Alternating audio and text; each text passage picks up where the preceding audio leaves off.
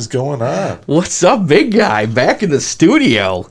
Yeah, we're kicking it. Yeah, bringing it, taking it back, man. Taking back the world right now. So we're in the phase 2 of the reopening, as far as I know. Phase 2, phase 3. We don't know. The important thing is that we're talking baloney. Yeah. And just for those with the that forgot how our program works, no politics, no religion, but anything else you can talk about. Because what we say is nothing is off limits. Nothing. Except politics and religion. That's it. You want to talk aliens? You want to talk ghosts? Wow. Ha. Bigfoot? Bigfoot. Ooh. We might have to do a Bigfoot episode coming soon.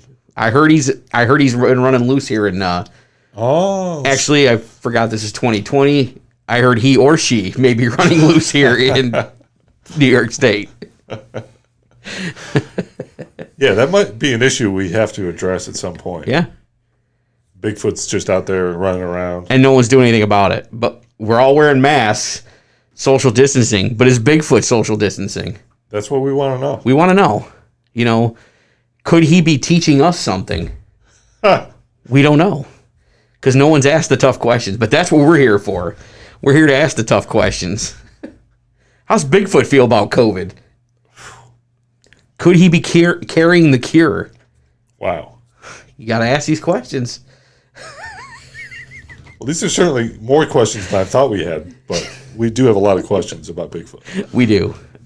And why do you call him Bigfoot? From what I understand, his feet really aren't that big. It's just he's tall. Really? Yeah. Well, according to the Progressive commercial, his name's Dave. Oh. Well, if you can't trust a Progressive commercial, who can you trust? What is the world coming to? Yeah. Come on. So, following up on last week's very successful look back at the career of Arnold Schwarzenegger. 1 million views. 1 million views. In India. Yeah. Somewhere where they don't count the views on our actual YouTube page. Yeah. See, some countries we still write them on a chalkboard. Yeah, that's right. And in that country, we had a lot of views. Oh, millions. Tremendous amount. Well, we're going to follow that up with another action star who got his start in the 80s. Kind of maybe more of a 90s guy, but what do you think about Bruce Willis? Bruce Willis. The man, the myth, the legend. He is. He is. Very much so. Listen, I remember him from the Moonlighting days. Yes. On the old sitcom shows. Him and Sybil Shepherd. That's right. If anybody remembers who they are. Moonlighting debuted in 1985. Whew. Ran for 3 or 4 years. Brought Bruce Willis to the national spotlight. Yep. He was funny. The show won Emmys, I believe. Yep. He was the next Harrison Ford. Oh. Folks, if any of you guys don't remember who Harrison Ford was, he was in all the Indiana Jones movies. And for all you techno geeks out there, he was Han Solo. That was Harrison Ford. Yeah. Oh. Well, thanks for putting that all together for us. You're welcome. You just saved us from doing a future episode because we were going to do after Bigfoot, who is Harrison Ford. So, Bruce Willis, Moonlighting, character's name, David Addison, I believe. He was a private investigator, and I don't remember what his he had a weird relationship with Sybil Shepherd in the show. Like, I don't know, were they co-workers? Were they lovers? I think so. I think it started out as one of those will they or won't they shows. Yeah. And then eventually they got together, did, and of course canceled. Yeah. Anytime characters get together, the show is show's over. What's the point? Yeah. But you know what? Show is still written better than any show out there today. I would say so. The writing on that show was really good. Top notch. And it was more than your average show, I would say. Yep. I would say so. Fresh ideas. Nothing repetitive. I mean, other than the PI stuff every week. Oh, man. So that show launched him, and he started doing movies. Mm-hmm. And his first movie of like real importance was 1987's Blind Date. Blind Date with Kim Basinger, possibly? Possibly. I recall John Larroquette being in the movie with him.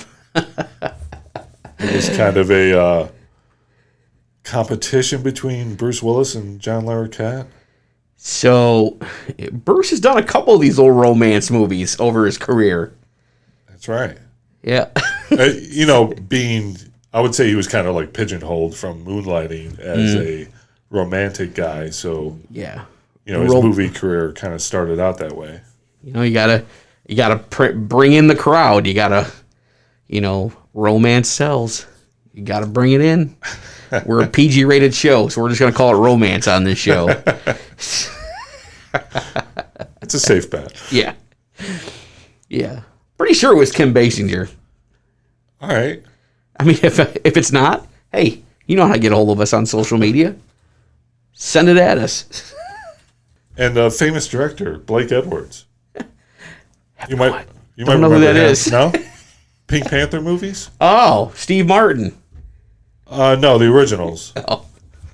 Was that with Mr. The good ones. Was that with Mr. Bean? No. Peter Sellers? Inspector Clouseau? Oh. Yeah. No? Nope. We won't do a Peter Sellers episode, is what you're saying. Yeah. Oh. If you said Peter Weller, I would say RoboCop. Oh. And that is something we will definitely talk about. Definitely. Because what the world needs right now is RoboCop. Just saying. Just throwing it out there. Let's get it right off. Get it right out there. You guys dwell on it. Think about it. Mull over it. Chew on it. Whatever you want to call. Whatever you want to call it. Blind Date, 1987. Yep. Yeah. So, as we see in the Wikipedia page, Phil Hartman was also in it. Oh. Don't remember that. Wow. Jealous ex-boyfriend, played by John Larroquette, shows up and exacerbates the situation. That's the part I remember. Yeah. John Larroquette was actually on Night Court. That's where he was famous from. Yep. So it's kind of a movie with two like TV stars. Mm-hmm. What I also remember is it was a huge bomb. Yeah. And kind of torpedoed Bruce Willis for a while. AKA bomb. But then 1988 happened. Ooh, 1988, a good year. And a little movie called Die Hard. So, folks, Die Hard. Oh, here we go. For those of you that aren't old enough to understand, right? Die Hard is a movie about a plane hijacking. No, it's wrong Die Hard. We're going to go back to the Nakatomi Towers in Die Hard 1. There you go. Come out to the coast, get together, have a few laughs. Bruce Willis. Barefoot Bruce Willis. Yeah. John McClane. Yeah. A New York City cop stuck in L.A. for the holidays at his wife's Christmas party. Yeah. That's why you don't go to people's Christmas parties and you don't go to L.A. There's no snow. Why would you celebrate Christmas in L.A.? Yeah. Who does that? So you kind of just sidetracked us into one of the internet's debates from the last 3 years. Is Die Hard a Christmas movie? So... Takes place at Christmas. It does take place at Christmas. There's a Christmas party. There's even a Christmas tree. There is.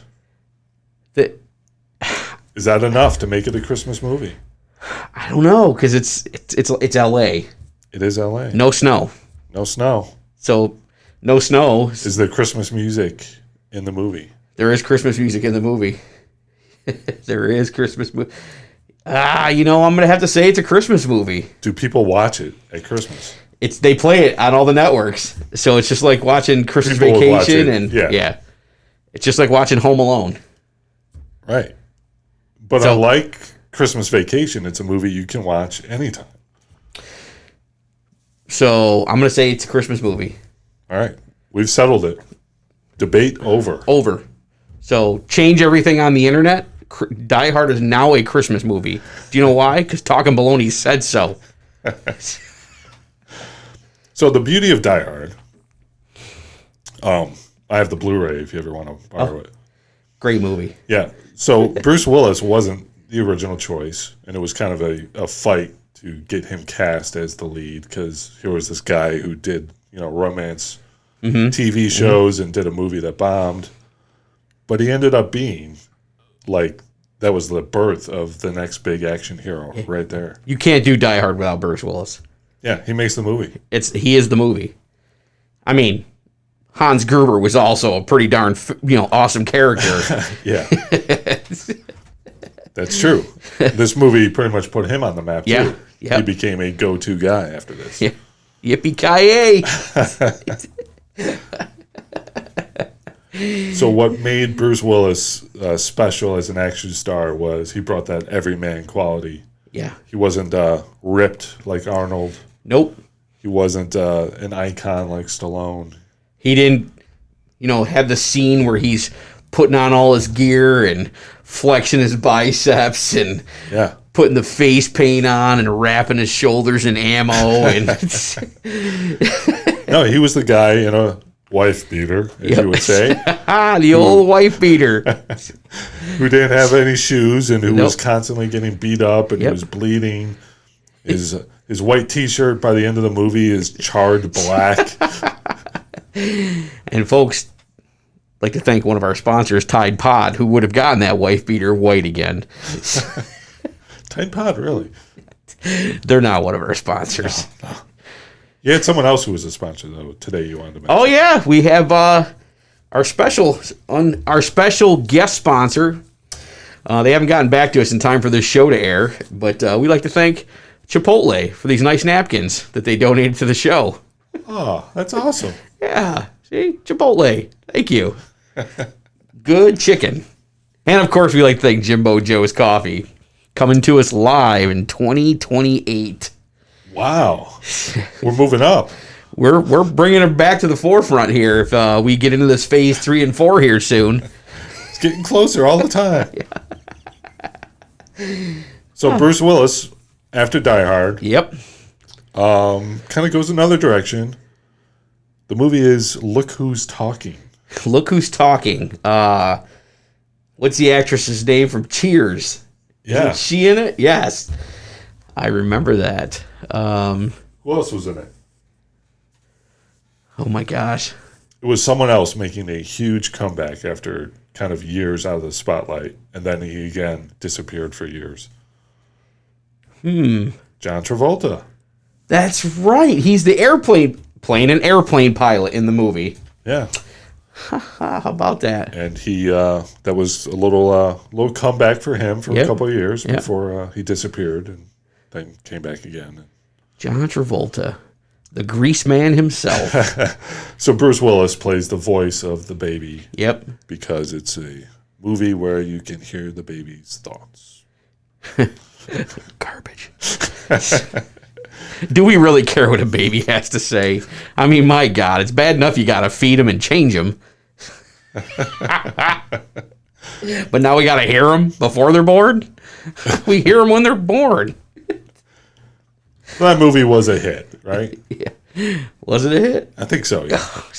Oh, that's why they made 10 more of them. Which brings us to 1989 and Look Who's Talking 2. Yeah. How it should be Look Who's Talking Still. Wasn't Roseanne one of the voices in one of these? So Look Who's Talking 2, a sister comes along, played by Roseanne Barr. Wow. Good memory. Sometimes I got it, folks. Sometimes I don't. It's pretty crazy. It's spotty up here sometimes. So we also had another sequel from Bruce Willis, Die Hard 2. Die Hard 2. You want to describe that one? Die Hard 2 isn't that Hans Gruber's brother? No, is that 3? Ah, damn it.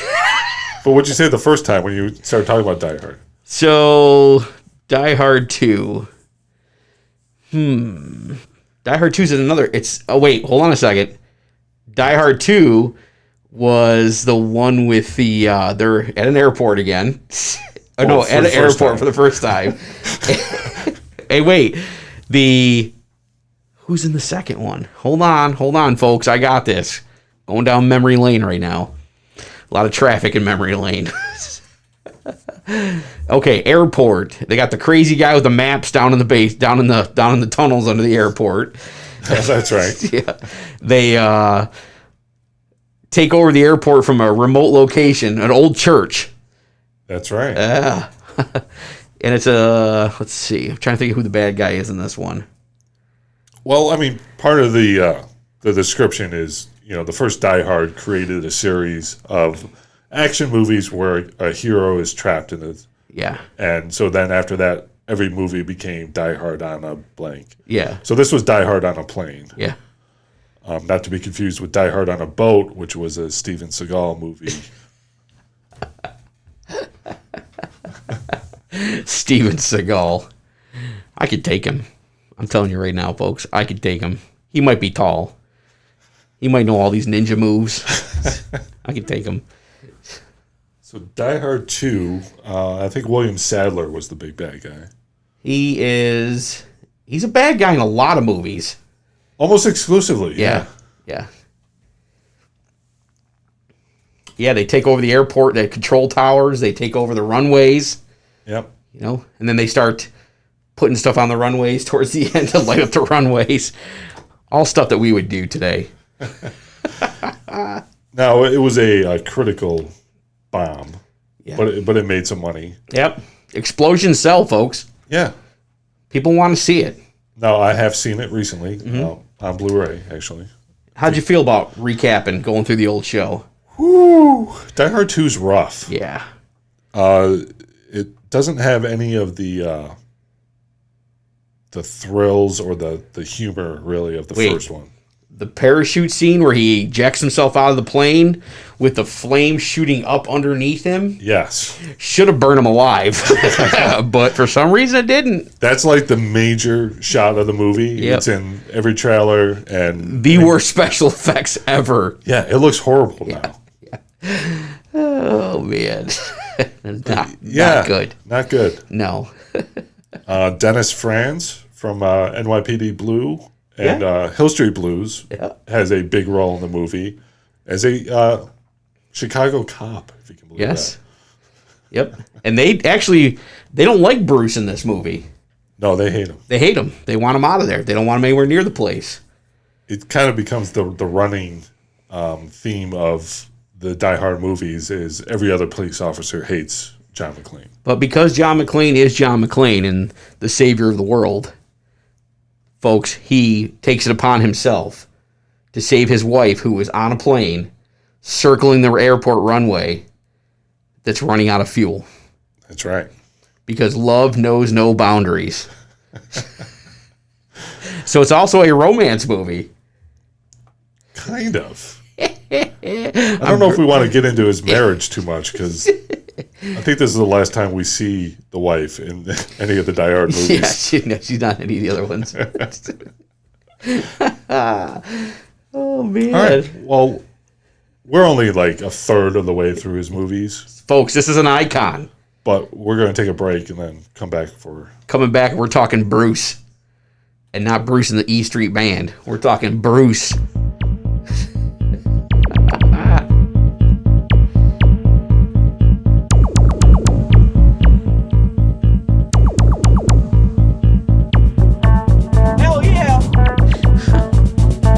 Sorry, but this Look Who's Talking is a bunch of crap. I never got the movie. You're still talking about Look Who's Talking? I don't get it. Like, do we really care what the baby has to say when it's, you know what I mean? And I don't remember, they couldn't hear the baby, right? It was No. So the baby's talking, but nobody can hear the baby. How's the camera there? I don't get it. What am I supposed to believe, people? I don't think it makes any sense. No, it makes no sense.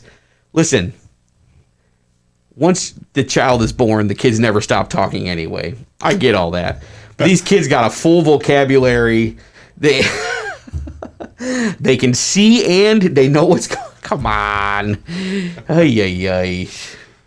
Well, we're dissecting the career of Bruce Willis, and we're trying not to get stuck on Look Who's Talking, but it's total garbage, so... Somebody's talking something. I don't know what they're talking, but it ain't. It's not quality. So we talked about the first two Die Hards, and now Bruce Willis, 1989. His career kind of starts to go down a little. A couple of movies in a row that don't work out. Yep. And it starts with Bonfire of the Vanities. Listen, this movie's so bad, I don't even know it. Well, I'll talk a little about it because it's a famous bomb. Like, they've written books about how bad this movie turned out. Ugh. Because it's based on a huge book, I believe by Tom Wolfe. I should probably have looked that up. And Tom Hanks and Bruce Willis star in it. And it... Forrest Gump. Yeah.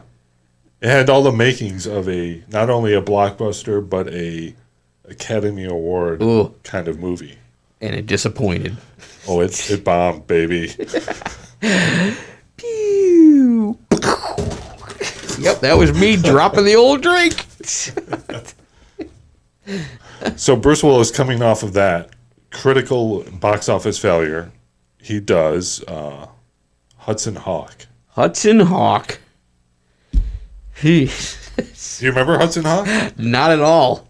I mean, I know the name of the movie. I've seen the logo on a VHS tape. Yeah. VHS, wow. Yeah, well, yeah. We just took that back. Folks, for you young kids out there, what a VHS tape is it was a tape they used to put data on, and the movie would play. You put it in a little recorder box, and you push a button called play, and it will play the movie. Wow. Then came CDs or DVDs. Now, folks, what those DVDs are... So anyway, Hudson Hawk. Last week we talked about Last Action Hero. Yep. Hudson Hawk was kind of the last action hero for Bruce Willis. Yeah. It was a huge bomb. Yeah, it should have been his last movie. After that kind of creativity. Part of it was a lot of singing. Yeah. Like the characters played by Bruce Willis and Danny Aiello were bank robbers, and they robbed art, and they just stole stuff. And the way they would get around these security systems at these places is they would figure out how much time they had, and then they would sing a song that was the same time. So now, I like where this is going. Well... But apparently you can only do that so much in a movie. Yeah. I don't know. The movie was a bomb, but it's not that bad. It's just you have high expectations. Yeah. And then you are watching Bruce Willis singing, like, 1950s songs for 5 minutes. He doesn't have any grenades taped to his back in this. There's no handguns involved. There's no fire explosions. There's comedy, but it doesn't quite work. See, there's action, but that's not the problem. enough. I'm not a director, but you got to cater these movies to his strengths. Now, probably a big reason why they put Bruce Willis in this movie where he sings a lot is he actually had a singing career. He did. And this is where you take over. Listen, I'm not going to lie, folks. Bruce, his albums, not bad. He had potential. Listen, some of the stuff we're listening to nowadays isn't even called music anymore. It's called a machine playing a beat and someone singing along in the background. That if under the right conditions, the right lighting, the right bottled water, the whatever.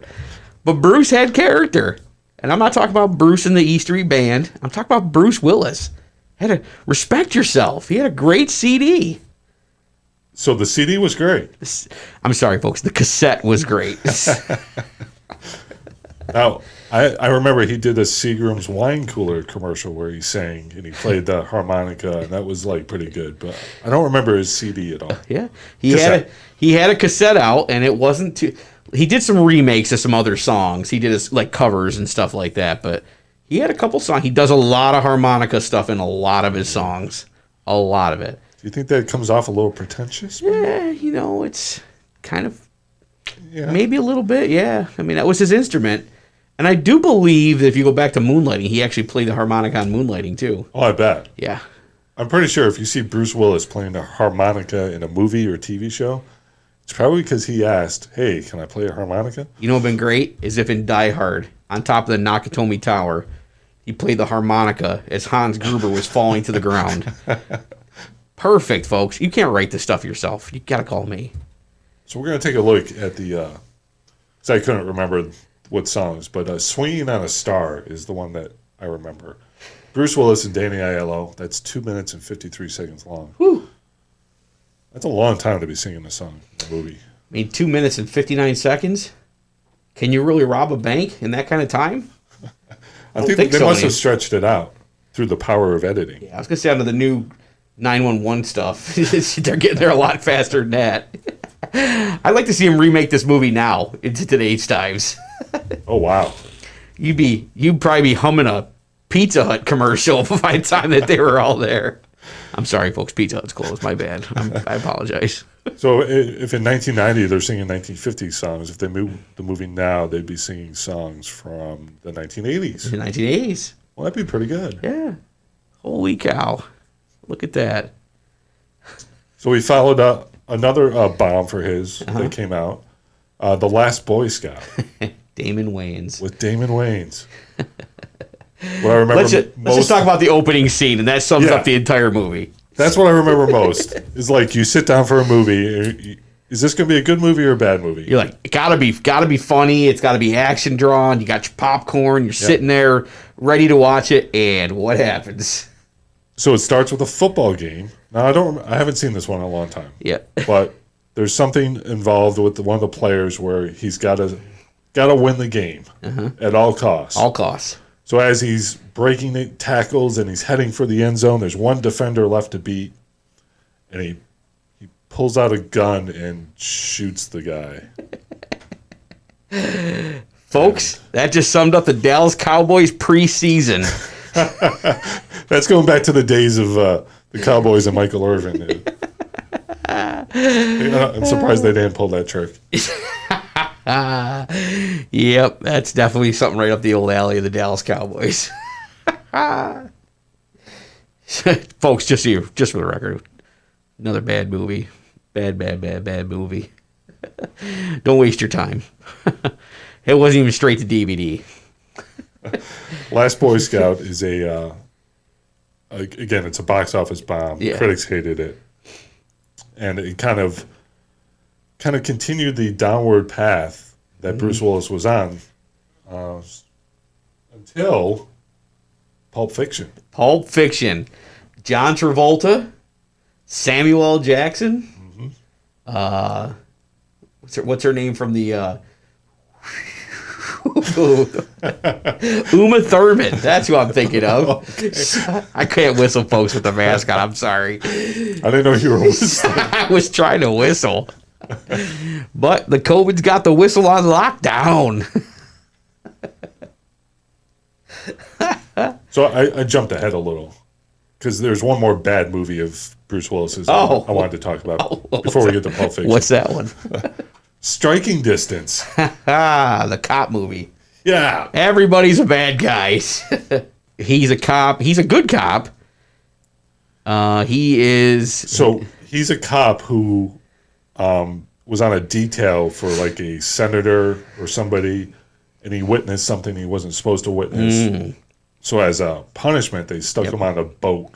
On a boat. So he became a boat cop. So he's like the Don Johnson of Pittsburgh.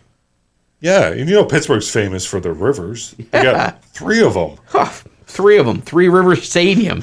Yeah. It's named after the 3 rivers. How can you mess this up? So on the boat, he's got a partner played by Sarah Jessica Parker. Sarah Jessica Parker, pre-Matthew Broderick. Yeah. She was pretty hot back then. Yep. And then Sex and the City got to her, I guess. It had its way with her. So, Striking Distance on Rotten Tomatoes has a 17% score. Ooh. It's pretty bad. Folks, that's not good. That's not good at all. And neither are Rotten Tomatoes. They smell bad. They're mushy. Can't really make anything out of them. So I kind of like Striking Distance, though. So you being a Pittsburgh fan, like the fact of the ambiance of Pittsburgh. I do. Yeah. See, there it is, folks. Pittsburgh. Who would have thought? Iron City. Yeah. You get a lot of good shots of the city. There's a lot of bridge scenes. Oh, they're on that damn boat. It's on awesome. A steel boat. You can't go wrong with a boat on the water. Jaws found success with it. Oh yeah, 20 times. Write this down. A future episode we'll do movies that take place on water. Ooh, folks, it's coming on Talkin Baloney soon. So getting back, Bruce Willis. I don't know. There's probably like 4 or 5 movies in a row. Yep. Kind of on the downturn, and then his career resurrected by Pulp Fiction. Pulp Fiction. Man, if you haven't seen Pulp Fiction, just stick your head back in the sand. You don't deserve to even listen to the shit. Don't even, still listen to our show, but stick your head back in the sand. So Pulp Fiction, Quentin Tarantino. Huge movie. Bruce Willis wasn't the main star. No. Because it was kind of like an ensemble. Yep. He had a smaller role, played a boxer. Great movie. Yeah. Great movie. Listen, John Travolta and Samuel L. Jackson knock it out of the park in that movie. Oh, yeah. Bruce's character is good. Zed's dead, baby. Yeah. But John Travolta and Samuel L. Jackson, man. Yeah. They do kind of steal the movie. It is. There's chemistry there, man. When you make a movie like that, there's chemistry, and they had it. Well, I don't know if it has anything to do with that, but the next year, Bruce Willis teams up with Samuel L. Jackson. Yep. Die Hard 3. Die Hard with a Vengeance. The only thing that would have made that better is if Die Hard 3 was in 3D. Like Jaws? Yes. Listen, there are so many undertones in this movie. You got Samuel L. Jackson, who's kind of like I don't know what you would call him, like almost like an extreme. What's the word I'm looking for?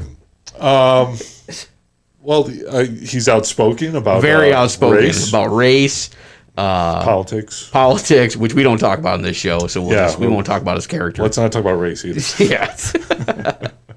But it's a great movie. They feed off each other, you know.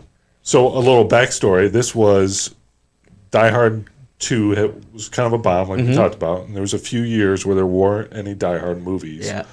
The script for this movie wasn't written as a Die Hard. It was written just as a regular thriller. Mm-hmm. It was called Simon Says. Yep.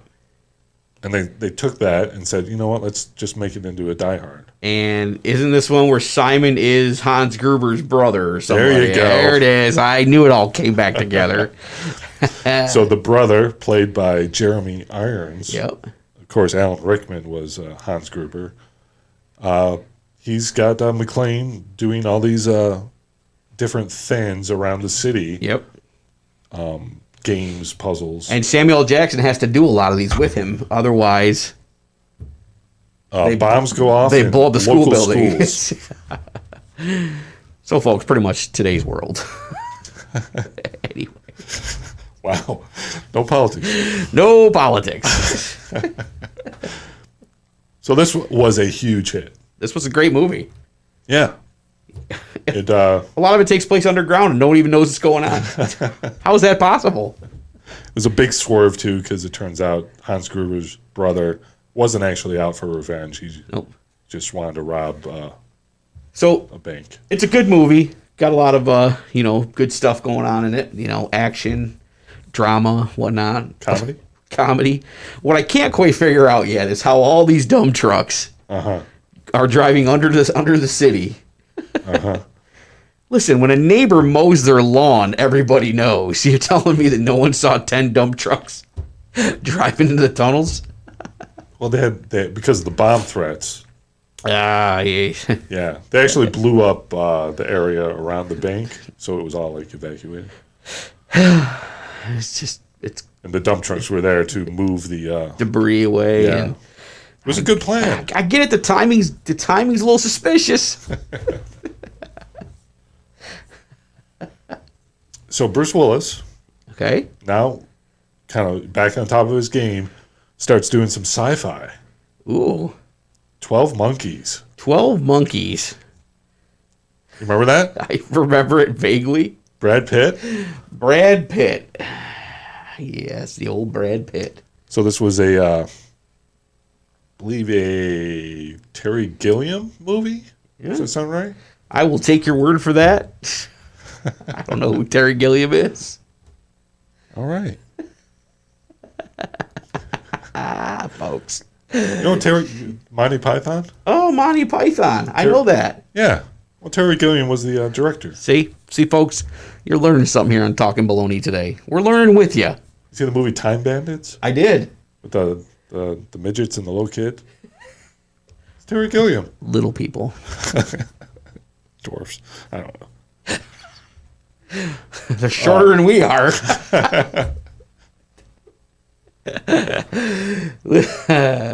Listen, wait, he had the movie. There's a bunch. Wait a minute, we're coming up on a couple of his iconic movies that he did later on. The one with the little kid who's like, I see dead people. Oh yeah, you're jumping ahead a little though. Way ahead, I think I Yeah. just did. You don't want to talk about 12 Monkeys anymore. 12 monkeys. I like 12 monkeys. 10 monkeys, 8 monkeys. 12 Monkeys was such a hit that they made a TV show of it like 20 years later on the USA Network that no one watched. I saw a preview for that. Well, that's more than most people. I saw a preview. I was like, the hell is that? Oh, crap, man. So after 12 Monkeys, which is a really good movie that everyone should watch. 5 stars. Yeah. The big guy said 5 stars. Terry Gilliam. Did you see Brazil? The country? Well.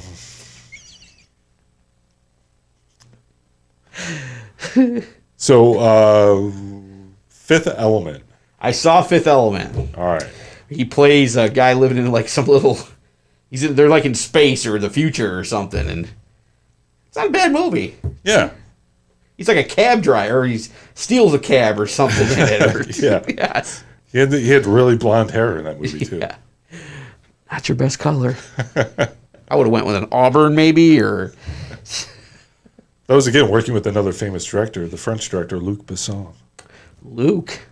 I don't know how to pronounce it, really, but he did The Professional. Luke Croissant. Folks, if I'm saying the name incorrectly, I apologize in advance. So after that, Bruce Willis makes his first heel turn, we'll call it. Mm-hmm. Movie called The Jackal. The Jackal. Sharpshooter assassin. Great movie. I believe he's in that movie with Richard Gere. 1997. 97. It was a good year for wine. The blueberries, strawberries had a good crop that year. Yeah, I mean, it was a good movie. Richard Gere at that time was piggybacking off of his fame and fortune and success of Pretty Woman. Yeah.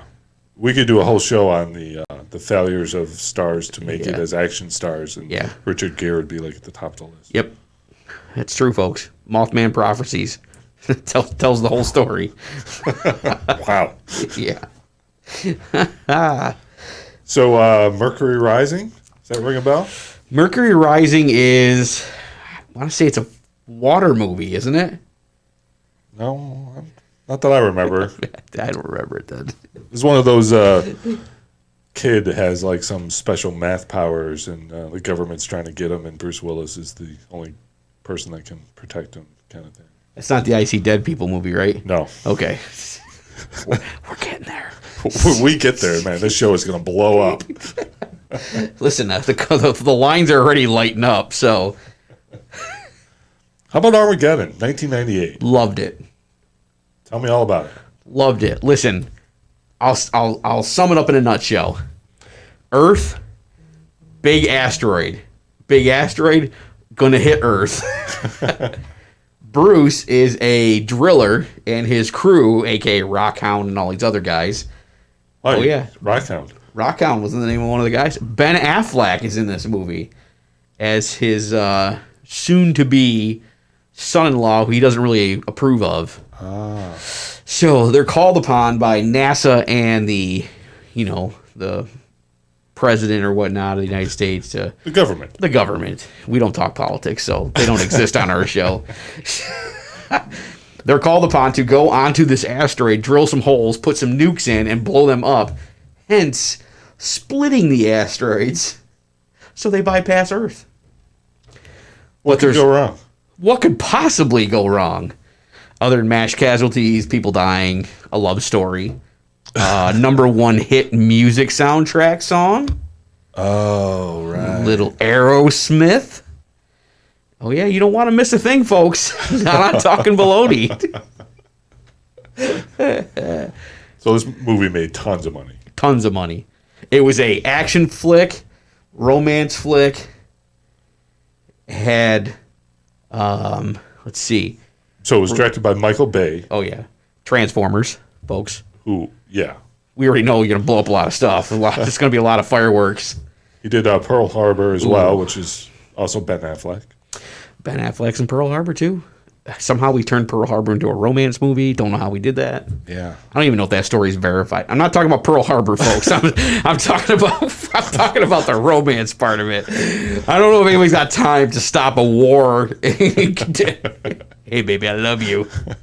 No, I love you. I love your friend. I don't know who to love. Everybody's crashing. Anyways. Yeah. I was going to say that movie went down in flames, but... We're here all week. Soon? Way too soon.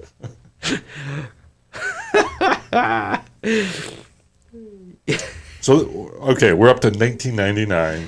Okay. And a little movie called The Sixth Sense. I see dead people. Yeah. Yes. We're here. We're finally here. Listen. Tell me about it. All I know is the kids saw dead people. Oh. It had Bruce Willis in it. Listen, it got a lot of it got some claim to fame on this one. Oh yeah, this was a huge hit. Yeah. M. Night Shyamalan directed. He also did The Happening with Marky Wahlberg. Mark and the Funky Bunch. That's right. Shout out to Melly Mel's. It's got your boy Marky Mark in it, yo. Wow. We might have to do a Marky Wahlberg episode, too. Ooh, because he's got some movies out there, folks. He does. He's got a couple out there. He plays a psycho in it. He's got a couple that are with a young Reese Witherspoon. Yeah. Uh-huh. Yep. He's probably done more action movies than a lot of people. I mean, he's probably right up there in terms of number of movies.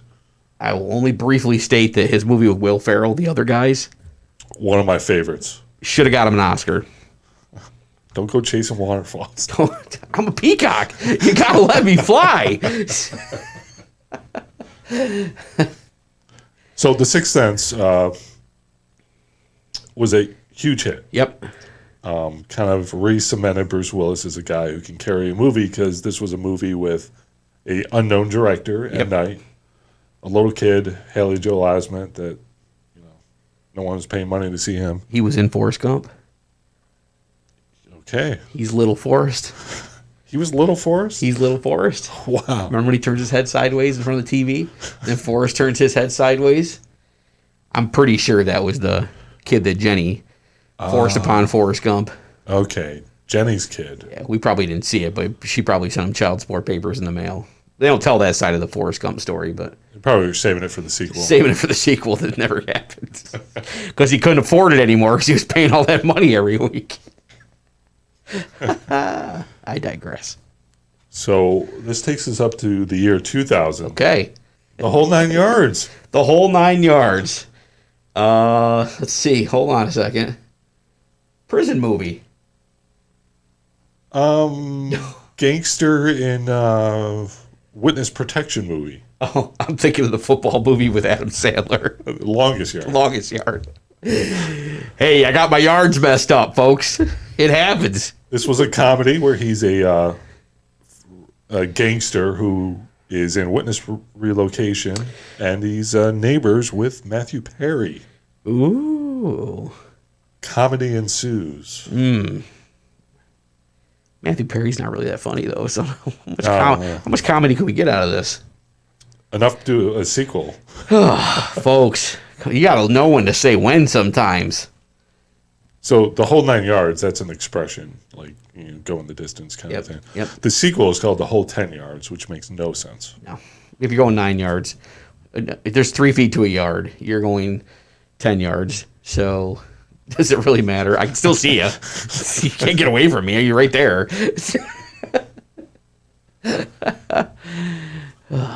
So we'll wrap up the year 2000 with Bruce Willis reteaming with M. Night on his next movie, Unbreakable.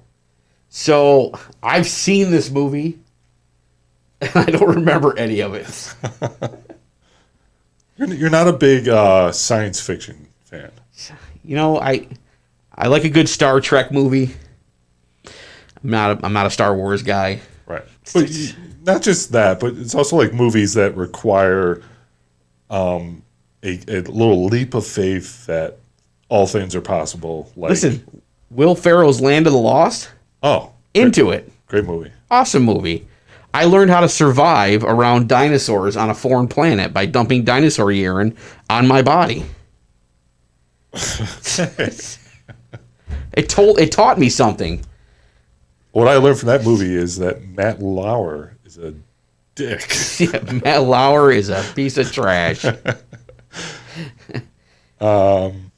Yeah. So Unbreakable, he is a father, and turns out that he is unbreakable. Yeah.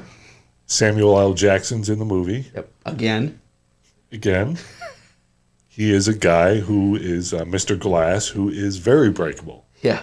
Oh, snap. Now I remember the movie. Yeah. Yes, I remember it now. Samuel L. Jackson had the Gumby haircut. Yes, I remember it now. Listen, and Bruce's character was afraid of water. Yeah, so water was like his kryptonite, his weakness. Yep. He drowns in a puddle, folks. Well, we're getting ahead of ourselves, but yeah. That's Sorry. about 20 years later. Spoiler alert. Just all the more reason to be safe when your kids are playing around mud puddles. Yeah, gotta watch out. Safety first, folks. You never know if your kid is going to grow up to be unbreakable. You don't know. So the only way to find out is to keep them alive and away from puddles. Or put them in the puddle. Oh. And get it out of the way early. That's what they should do with the Look Who's Talking kids. Oh, wow. We'll be back with more Baloney Nation.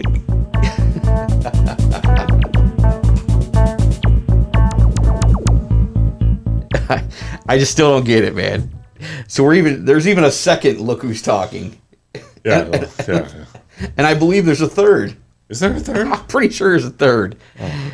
Like, we didn't get enough of the bull crap the first time. We had to sit through it again. And then Roseanne was the one doing the voice on top of all that nonsense. And who can stand her voice? How did Roseanne even fit inside the lady? Huh? What? Well, you think Roseanne's voice. You think, Oh. But we should probably stop talking about it. Look Who's Talking. That movie's in my brain now, man. It's just that's what they do to you, folks. It's like an earworm. It's like a song you can't get out of your head, like Seagull. Like it's like a leech. It gets on your arm, and it's on your arm. So I got some big news. Uh-oh. This Bruce Willis idea is too big for one show. Yeah, folks. You don't understand. He may have had a lot of flops, but he had a lot of success. That guy's made a lot of movies. You have no idea how many movies Bruce Willis has made. Not just movies in the box office, like straight to DVD kind of movies. He might be the new king of straight to DVD video. Yeah. So we're only up to the year 2000 in the Bruce Willis filmography. And if you folks are keeping track, this is the year 2020. That's 20 years worth of movies still to do. So for those of you that are not as math whizzed as much as the rest of us are, how was your English? as knowledgeable as years and such, 2000 to 2020 is 20 years is the difference. If you had to guess the number of movies he made between the year 2001 and 2020, what would you say? I'm going to say 20. I don't have a number. I'll look it up. But I'm going to guess 60. See, folks, too big for one show. That's right. It's going to be our first ever two-parter. Two-parter on Talkin Baloney. Baloney Nation, come back next week. We'll talk more Bruce Willis. More Bruce Willis next week. But before we go today... Got something special to talk about. Yeah, today is our 15th episode. 15th episode. That's a lot. Folks, you think about it. 15 episodes. There's shows on Fox, NBC, CBS that get canceled after 2 episodes. Police Squad, one of the best shows of all time. 6 episodes. 6 episodes, folks. 6. They failed after 6. And we're still failing at 15. Yeah, 15 episodes. But you know what? The sponsorship money keeps coming in because you can't pay for this kind of talent.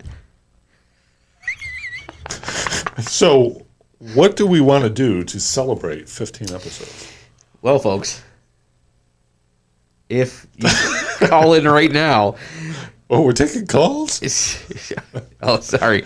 Reach us on Twitter at Baloney Talking. We've shut down our call center due to COVID-19, so our call center people are no longer... They're furloughed. Furloughed for the time being. Yeah. Don't worry, we're taking care of them.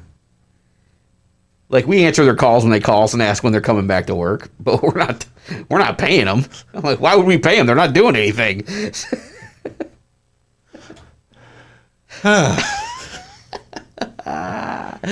So anyway, let's walk down memory lane. Man. What sticks out after 15 episodes? 15 straight weeks. We haven't missed a week yet. No. What stands out as some of the highlights of Talking Baloney so far? It's got to be our fortitude to push forward. The never give upness. Never give upness. The never say die.